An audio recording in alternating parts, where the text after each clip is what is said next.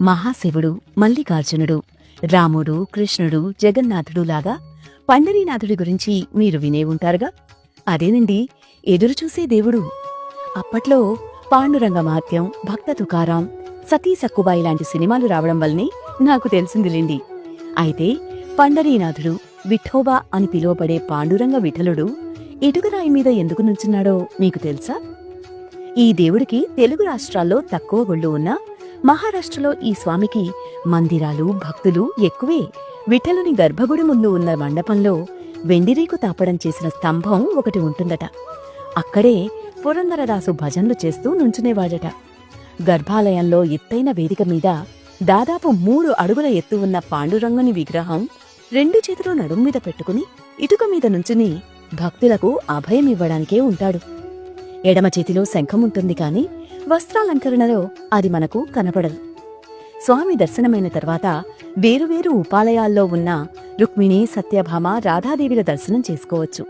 ఇక ఆ ఇటుక కథకి వస్తే, పూర్వం ముచుకుందుడనే రాజు అసురుల మీద యుద్ధం చేసి దేవతలకు సహాయం చేసి విజయం సాధించి అలసిపోవడం వల్ల విశ్రాంతి తీసుకోదలిచి తనని నిద్రలేపినవారు తన చూపుతో భస్మమవుతారనే వరం దేవతల ద్వారా పొంది ఒక గుహలో నిద్రపోసాగాడు.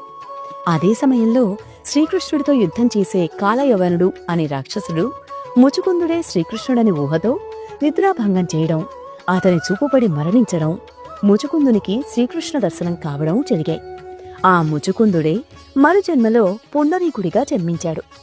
పుండరీకుడు ఒకసారి తాను వెళ్లే దోవలో కుక్కుటముని ఆశ్రమం దగ్గర గంగా, యమున, సరస్వతులనే నదులని అక్కడ పనులు చేయడం చూశాడు.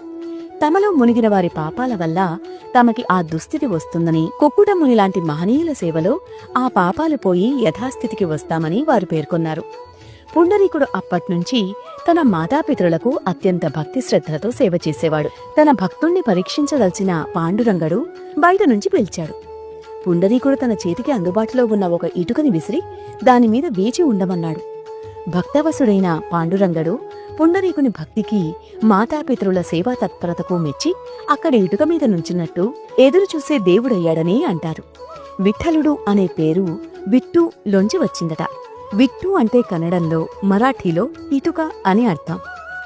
ఈ దేవుడికి సంబంధించి శ్రీ రామానుజాచార్యులు, శ్రీ మధ్వాచార్యులు, జ్ఞానేశ్వర మహారాజ్, జనాబాయి, నామదేవుడు, గోరా కుంభారుడు, సక్కుబాయి, తుకారాం, సమర్థ రామదాసు, పురందరదాసు లాంటి వారి కథలు కూడా చెప్తారు. జగద్గురు శ్రీ శంకరాచార్యులు ఇక్కడికి వచ్చి పాండురంగాష్టకం రచించారట.